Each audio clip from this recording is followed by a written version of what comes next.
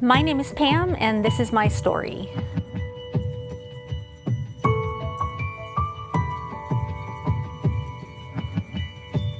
Well, I've pretty much suffered from depression since I was about 15 years old or so. I wasn't diagnosed until 2004, and then I was diagnosed with chronic depression, general anxiety, and social anxiety disorder. Everything kind of came to a head when I was 20 years old, and my marriage was falling apart, and I had wandered very far away from God, and I didn't know how to fix it. I didn't know what to do, and I fell into a deep depression, and I ended up taking all the pills I could find in the house. That was kind of my cry for help. I had instant messaged one person and told them goodbye, and that person happened to see it and happened to call the police. So I bounced around between medicines and between therapists, and really struggled a lot, to the point where I was just done. I was done trying to help myself, and I was desperate and knew that something had to change, but I wasn't sure what.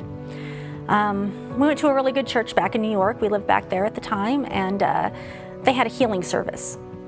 And during this healing service, the whole congregation would pray at the beginning, and then anyone who needed healing would go up, and the elders would be up there. They would anoint you with oil and pray over you. So I prayed. During the prayer time, I just prayed that God would take this away from me, that I know that He could heal, and that He would take it away from me, that I wouldn't have to face that anymore, that I wouldn't have to deal with it anymore, that, you know, just that I could be healed because He is the healer. And instantly within my heart, I heard no.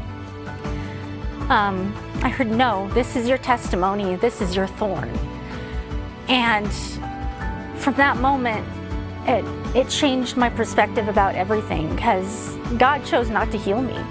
He let me know that this is something I was going to deal with, and something I was going to have to suffer through for the rest of my life.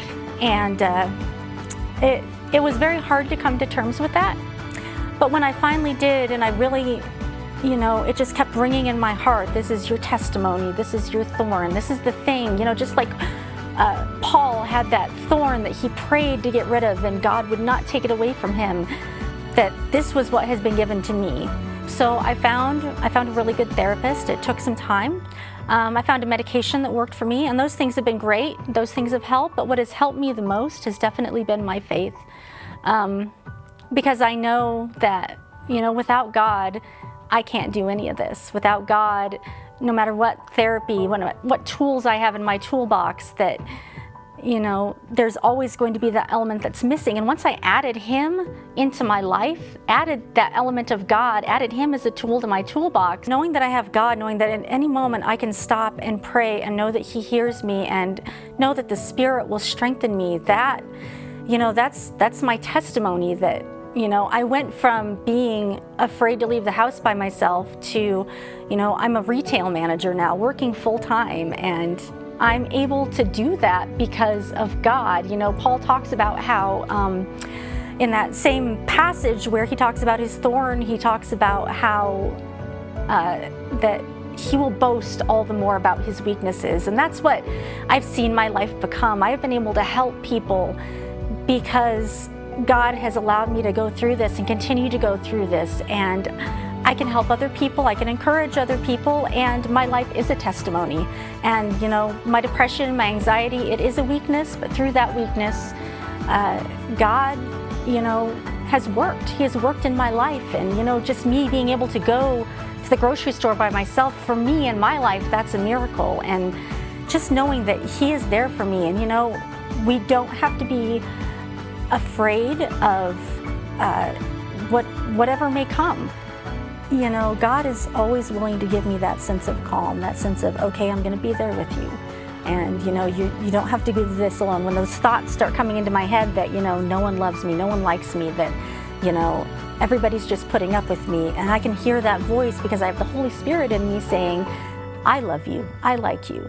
Don't listen to those lies. And I think I said before about how, you know, my marriage was crumbling, you know, when I took all those pills. And, you know, I've seen God work in my marriage through all that. And, you know, we're coming up on 20 years now. And I'm thankful for that God has preserved my marriage, that He's given me 2 beautiful children that I've been able to raise. And, you know, without Him, I know I can't do any of it.